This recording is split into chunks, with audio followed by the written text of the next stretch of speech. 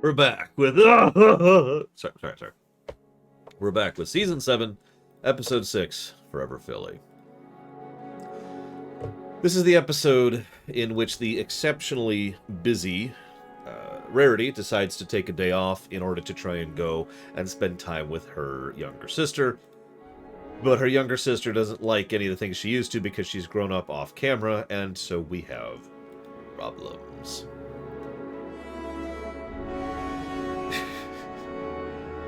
So, all right. Let's go into this. Oh, hang on. Need to change my notes around a little bit there. There we go. Okay. Sorry. Readdressing my notes. Sassy Saddles is still being a manager, freaking out over how much work there is to do. Yep, I've been there. In fact, part of the reason I'm not covering the PC gaming show tonight, even though I totally could, is because I got stuff to do. Kelly Sheridan is still awesome, as usual. I do like how the episode goes out of its way to showcase that Rarity is on top of things, even though she's not freaking out. You know, that she is aware of things. You know, cool under pressure. That's a good way to put that, yeah. It's also important because later Sweetie Belle does pretty much the exact same thing, being completely on top of it. It shows how much she's matured, you know, growing up, ambition. We just talked about Rarity's ambition, etc., etc. Anyways, that then leads to I miss Sweetie Belle. So, you know, that's legit. What's funny is I think that could be an interesting idea for a story right there. The idea of growing up and moving on. Oh, not for Sweetie Belle. For Rarity. The cost of ambition, if you want to call it such a thing. In fact, there's a Pixar movie, which I'm not going to mention right now, which has exactly that as its overall premise, which you'll find out about next year when those videos start going live. Anyways, we have a wah-wah in the cold open. I think that counts enough that I'm going to go ahead and jot that down in the wah-wah counter, because that's totally a wah-wah, even though it's not at the end of the episode. We're low on this thing. Wah-wah. Anyways, moving on. So many wonderful memories.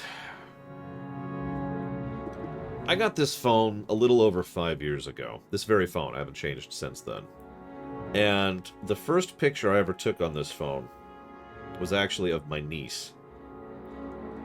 And it's funny because, you know, she's almost 5 feet now. And that was 5 years ago. And if you don't understand the significance of that, I mean, she doesn't... 5 years is a long time, especially for a kid. She looks completely different. I mean, it's her. I can recognize her, but she looks completely different. And yeah, and I've been taking pictures. I make a point of it to take pictures of her every time I, well, her and my sis actually, every time I go to visit, because I don't visit all the time, right? That way I have kind of a running thing. The idea is that while it doesn't really mean much on a daily basis or a monthly basis, when you go through the whole list, you can see the growth across the 5 years, right? In fact, one of the biggest reasons I've been debating updating my phone is just so I can have a larger hard drive. Like 70% of my phone hard drive is taken up by pictures, no joke. Anyways, so.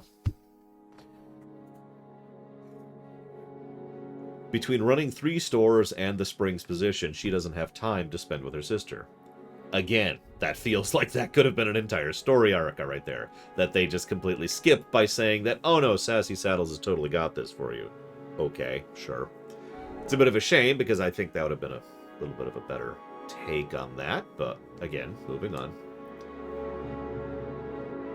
So, this episode, I'm going to go ahead and be honest, does kind of piss me off in a way that's hard for me to describe, so I'm gonna try to explain this here. How many, this is a pet peeve of mine. How many of you have a thing where you go out of your way to try to do something for someone else and their reaction is uncaring or lack of gratitude? It's like, oh, okay. And you went way out of your way to make this happen, and this was at severe cost to you. And you're busy, and you don't have a lot of money, you don't have a lot of time, but you went to do this just for them, and they're like, yeah, okay. And it's like, that's always been a pet peeve of mine. Probably because I've met too many people in real life who don't know what the word gratitude means, but that's neither here nor there. So, we see what is probably the easiest cutie mark job the Crusaders have ever gotten with the kid with the... I don't even remember what his name was, like Chipple Shover or something like that. I can't remember. He might as well have had a neon sign over his head saying, "Hey, this is my cutie mark. Hey. Hey." Now, that being stated, it is... I do like how it shows that they're putting effort into this sort of thing. I also like the fact that he hovers into the air and glows for a second when he gets his cutie mark. I made a comment quite a while ago that there's a little bit of a show when that happens, and how that was relevant to an episode, like way back in Season 2, and everyone was like, "Nah, that doesn't happen, you're stupid, Lore." This is not the third time this has happened, so I'm just pointing it out to prove that I was right all along. Moving on. Sweetie Belle has no problem closing the door behind her. I know that's a really small point, but little stuff like that is the kind of stuff I tend to appreciate in shows like this. Now, if you don't understand the point, she closes the door with her telekinesis. Remember, this pony used to have trouble lifting a small broom, one that Spike could lift without issues. And she is closing a door, a full adult-sized door, without any problems. Once again, showing how much her telekinesis has developed over the years. It's little stuff like that, you know? So that then leads to Zipperwill, who is, for those of you not aware, is voiced by Tabitha St. Germain. Notice that Sweetie Belle has this almost the exact same attitude and cool under pressure, I'm on top of this kind of a thing that Rarity was showing earlier on, which is not only done to show the similarities between the two, but again to show that she is getting older. So that's two subtle little things they do to show that she's getting older. And again, this is something MLP does a lot. They show, then they tell. Because later on they flat out say, you know, I'm getting older. I prefer to have a salad, you know, stuff like that. But they still show it beforehand, so I'm still okay with it. So, Rarity shows up. So now we have two Tabitha St. Germains in the same scene at the same time. Super excited. Super excited to be here. Like, oh, I can't wait to spend time with my... Yeah, I almost said niece. Spend time with my sister.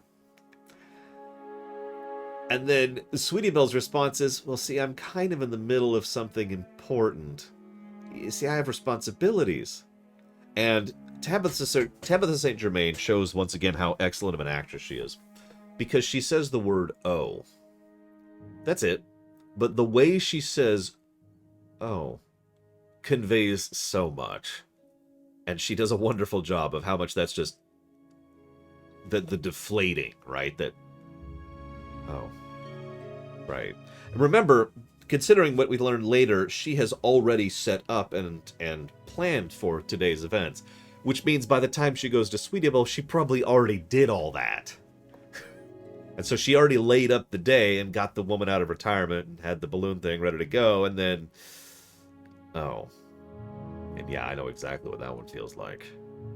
Side note, this is where the episode kind of falls apart, starts to fall apart a little bit. I'll talk more about that later. But Sweetie Belle is the manager, sure. And, you know, that's cool. You know, it is their cutie mark, not her cutie mark. But the reason I bring this up is because you'd think that the other two would be able to figure out what's going on with Zipperwill pretty easily because it's pretty obvious, right? I'll address that, Trathan, because that's actually a separate topic.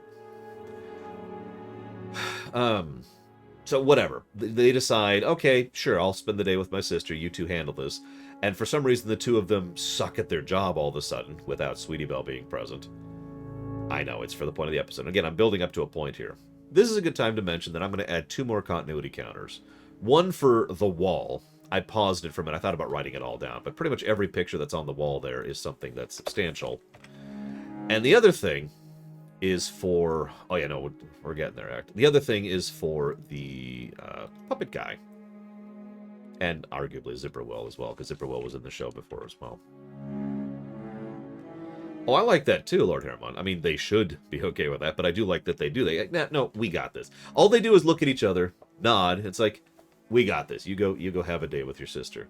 And it also kind of parallels how Sassy was willing to pick up the slack so that Rarity could have the day off too. It's a nice little parallel there. So, I really feel for Rarity here. This is where I'm going to address Trathan's thing. This is probably just a thing for me. feel like I'm repeating myself.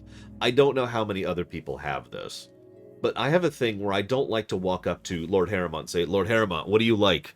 And then give you that. What I like, that just feels so cheap to me, and it doesn't really have the same impact, and yada, yada, yada. What I prefer to do, and what I try to do, is to know Lord Harrimont well enough to know what Lord Harrimont likes, and then give it to him, to make it a surprise. Because generally speaking, what that tends to do, in addition to not being cheap, it demonstrates that I care because I've been paying attention enough to actually bother to know. But also, it showcases that through action. You know, I am demonstrating that, showing it, actioning it. And finally, and this is more importantly, of course, there's a bit where the moment of getting the surprise thing you like is different than getting the thing you know you're getting you like, right? Like if someone says, what do you want for your birthday? And you say Bob, and then you get Bob, that's cool. I don't know what Bob is in context, but whatever. But if you have your birthday and someone gets you Bob without asking you first, that's like, oh, sweet, this is exactly what I wanted, thank you, right? Now, the problem with that is everything, because you have to know what you're doing, and you have to make sure no one else gets it, and you can't give it away, otherwise that completely ruins the moment, right? And goes back to the cheap territory. So it's this wonderful balancing act that I've been doing for years at this point. I actually pride myself on my gift-giving abilities, but it is a constant struggle, which also leans heavily into the fear territory. I'm always afraid that I'm getting something that they either already have or don't really want. And you can see, once again, wonderful credit to Tabitha St. Germain and the facial animation. Rarity is clearly like, what's wrong? At each stage, what's wrong? Are you not into this? Like, you can see that fear manifested. Oh god, I screwed up. Did I remember wrong? Is this not something she likes? And at each stage, Sweetie Belle says, no, it's okay, this is cool. I mean, I would rather have something else, but this is cool. Now, normally I would ding Rarity for not noticing the fact that Sweetie Belle keeps hinting at the fact that there's something else that she wants. Again, yeah, Sweetie Belle also gets wonderful facial animation and voice acting for this one. But I'm willing to forgive this because Rarity is so caught up in the moment that the moment Sweetie Belle says it's fine, the reaction is pretty much, you could see the relief on Rarity, like, oh, thank goodness, this is actually something she likes. Okay, back to the show, right? So Sweetie Belle, obviously, is not into it.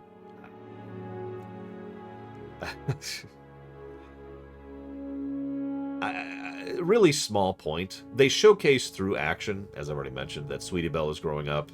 They do it with her being a manager. They do it with the door. They do it with her preferences. I kind of wish she looked at least a little bit different, because in the last 7 seasons, she's effectively identical, animation bump notwithstanding. Like, wouldn't she... Whatever. I know, it's the Simpsons thing all over again.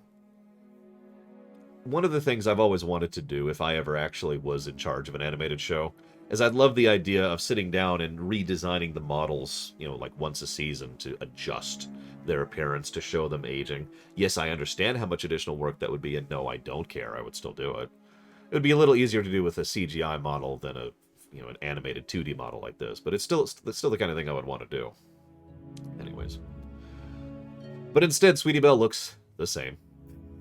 Just like Bart Simpson is... Oh, no, what is it? It's Lisa Simpson's, like, turning 40 this year, something like that. Anyways. And yeah, I noticed her voice doesn't crack as much. That's also true. So, then we repeat the same point a couple of times. This is when the episode actually gets to the point where I'm like, okay, whatever. And starts to lose me, because this is really anvilicious. First of all, they once again repeat the same point 3 times in a row. Or rather, they repeat it twice. So, same problem as last episode. And each time it's like...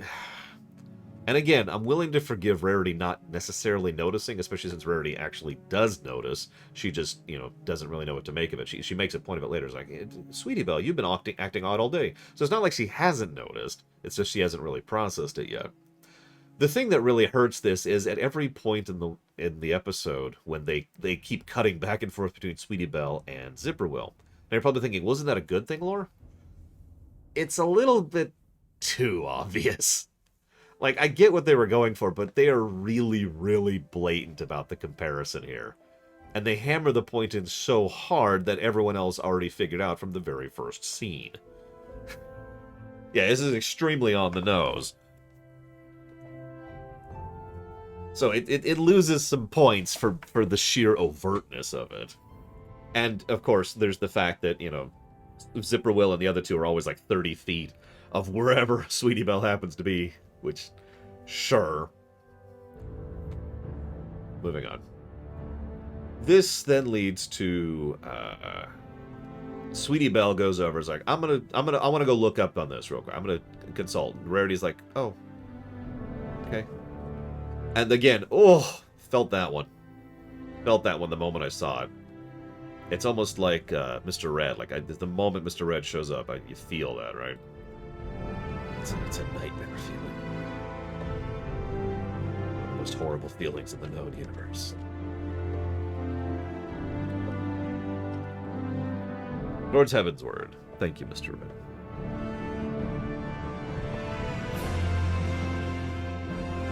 So she goes over and within literal seconds deduces what's going on with the dog. They keep calling it puppy. No, the dog. And then is called back by Rarity. Okay. So, once again, we see how... And the Weeows already mentioned this. One of the biggest problems this episode has is basically all the main characters are actually stupid in it. There's no reason for Zipperwill, Applebloom, and Scootaloo to not pick up on the dog thing. That's 3 separate characters who can't pick up on this. 1 I could buy, 2 maybe, 3 you're starting to stretch me a little bit. Especially when Sweetie Belle immediately figures it out. Yeah, good Scootaloos. This then, of course, leads to the camera montage, which actually was pretty funny. Sweetie Belle, you did nothing but hate the camera. You're supposed to love the camera periodically. This then leads to Sweetie Belle finally responding to Rarity. Now, here's the thing. Sweetie Belle probably doesn't fully understand what she's trying to say, so I'm willing to forgive this. But she says what she says to Rarity is probably the worst possible way she could phrase this. Instead of saying, I'm not into those things anymore, or I've grown out of those things, or there's other things that we can do, instead she says, you don't know me. Which is, like I said, probably the worst possible way she could have phrased that. You don't know me at all. That's horrible.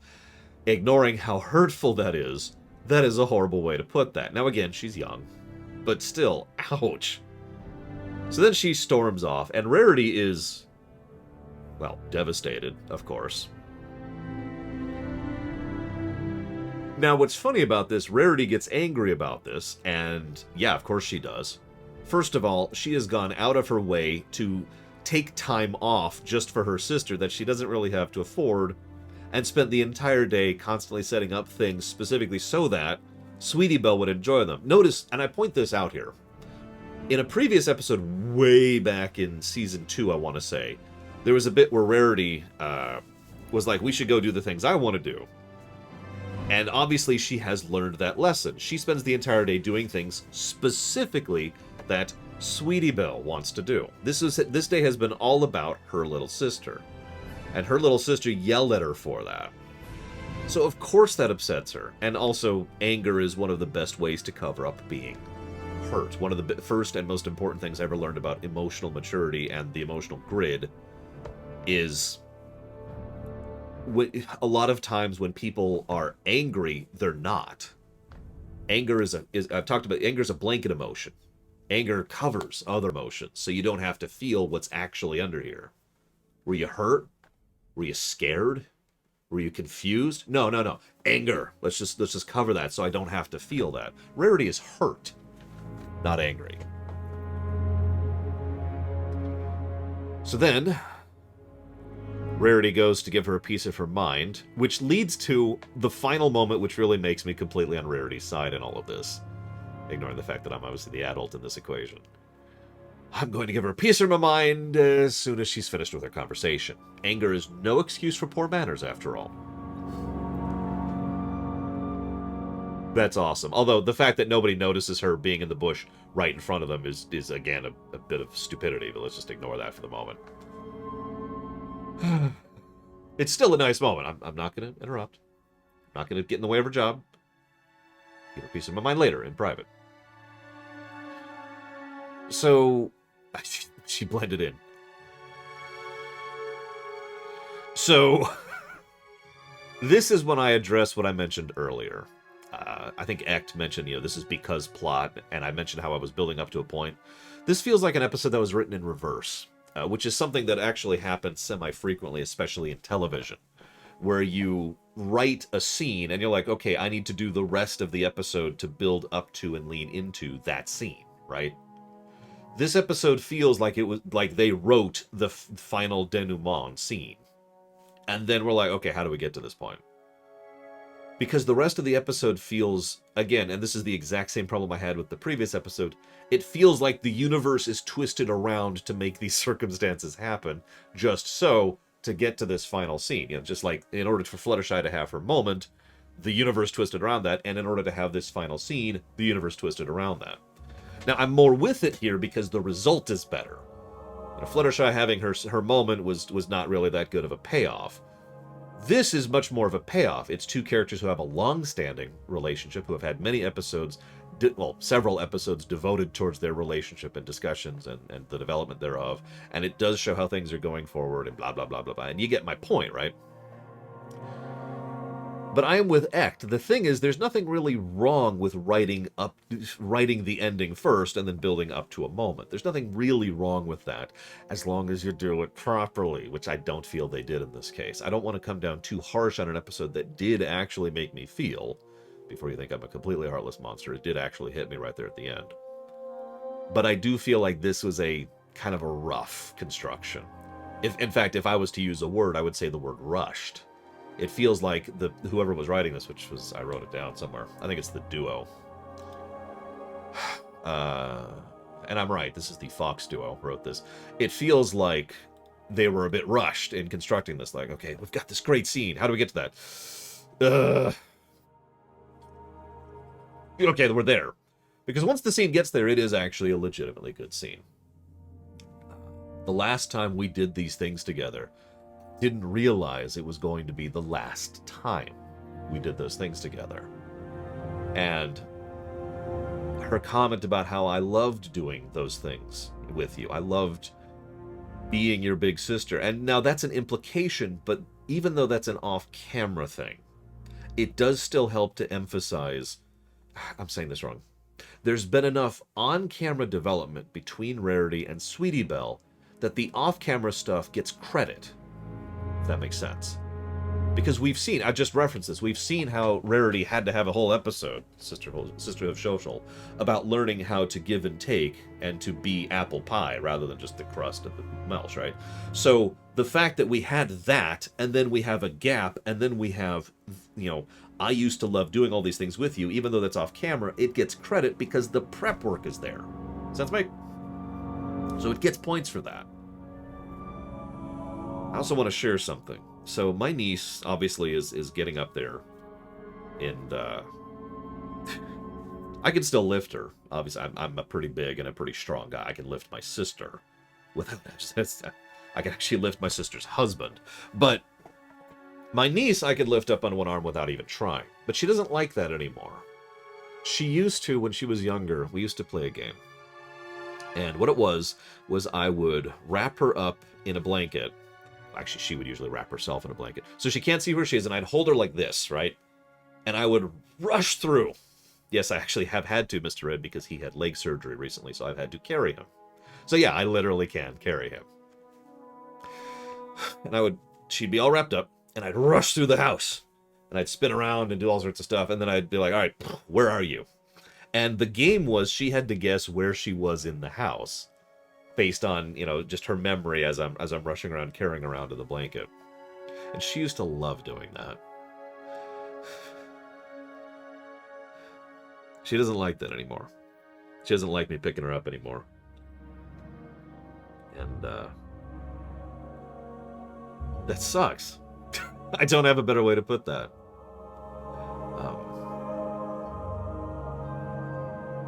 Like I said, I love, like Rarity said, I loved doing those things with you. The ice cream scene was wrong. I think that's probably the worst scene in the entire episode. Here's your ice cream. It used to seem bigger, but you haven't changed. This is actually, I'm sorry, I meant to mention that. This is part of why I brought up the fact that she hasn't physically aged in the last 7 years. Because there's no reason for this, right? That's probably the most on-the-nose, ridiculous thing. Balloon animals, puppet show, sure. What the hell is this? And then, of course, we have the actual Sunday at the end. And I have to admit, the final shot was a really good shot. They get a picture from the woman who came out of retirement just for this, and it just zooms out to the picture being on Rarity's shelf as Rarity is growing up and moving on. Sweetie Belle is growing up and moving on, but the both are still connected. And that's just an awesome scene and an awesome moment. It's part of why I'm willing to forgive a lot of this episode, because, again, the payoff is actually pretty good.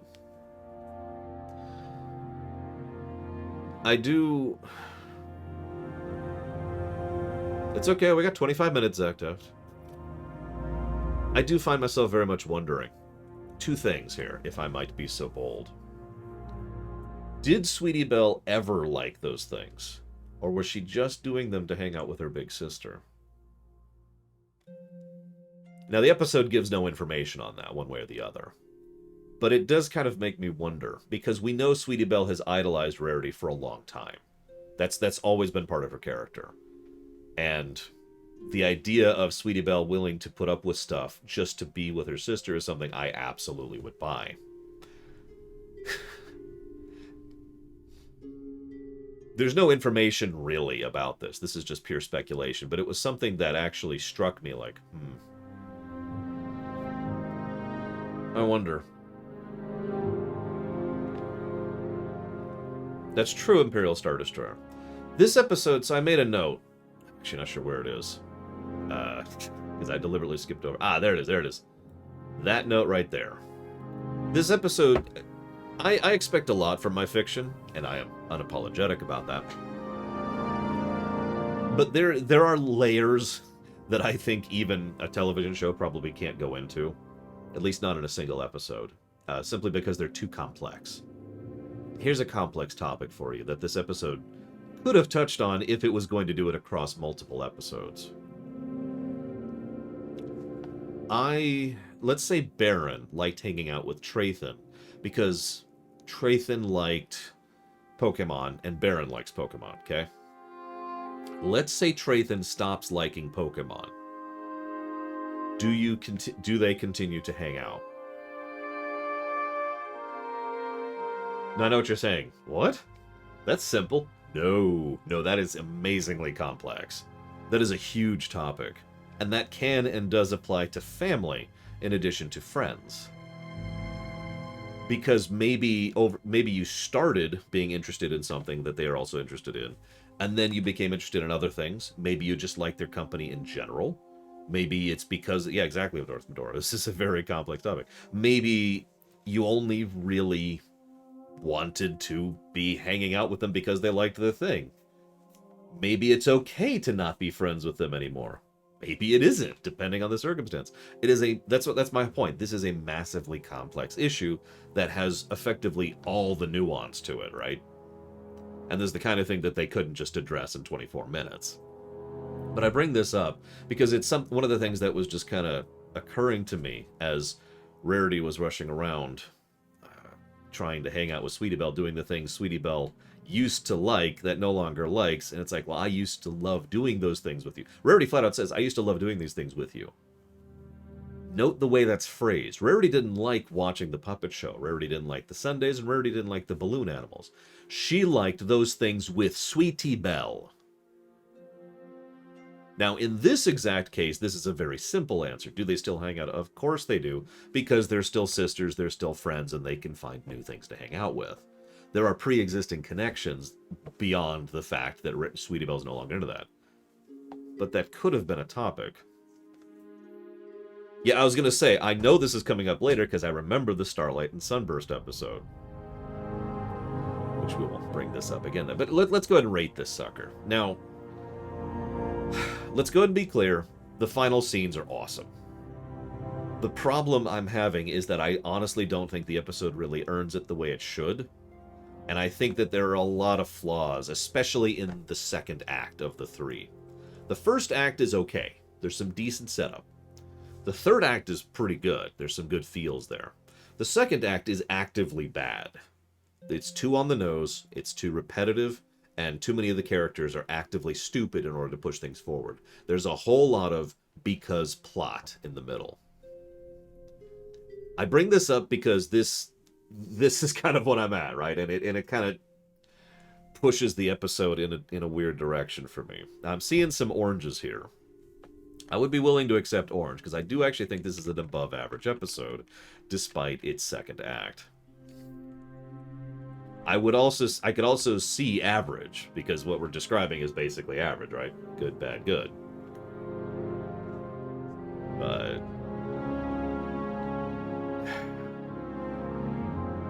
I don't know. I'm actually pretty torn on this one.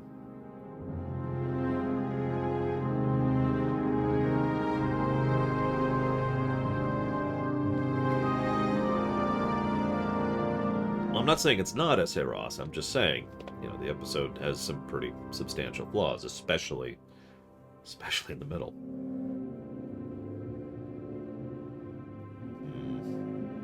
If I'm being honest, I'm kind of leaning towards yellow rather than orange.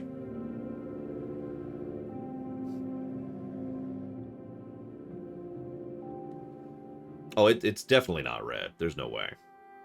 There's no way. And see, part of the problem, too, is this episode hits me more because I have not only already gone through this, but I am legitimately afraid of going through this in the future. You know, I am hopeful that I will not reach a point where I will never be able to hang out with my niece. Now, I am a complex person and understand complex topics, so I understand the idea of, you know, bringing up new things that we can hang out and play with, but you get the point.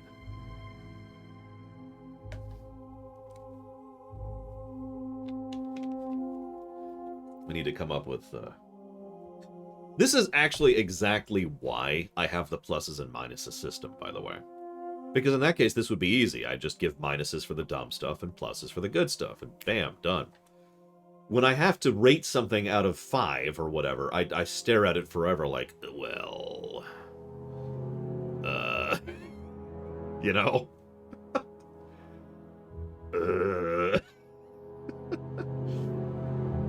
I guess this... So what is this? It's Lamentation, blue, green, yellow, orange, red, purple. So it's out of 7. This is rating this out of 7, which makes sense. 3, 3, and then the middle, right?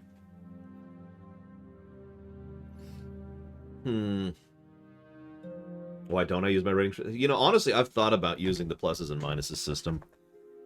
The truth is, this is the first time I've ever reviewed anything other than video games. I've never reviewed TV shows or movies before.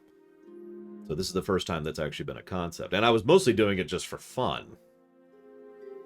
You know, just because I always like to do at least one thing for any given show that I'm covering.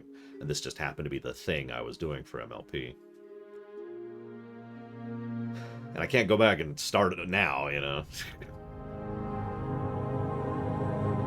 No, I've never reviewed Star Trek. Do you see a pluses and a minuses system in Star Trek? Because I don't.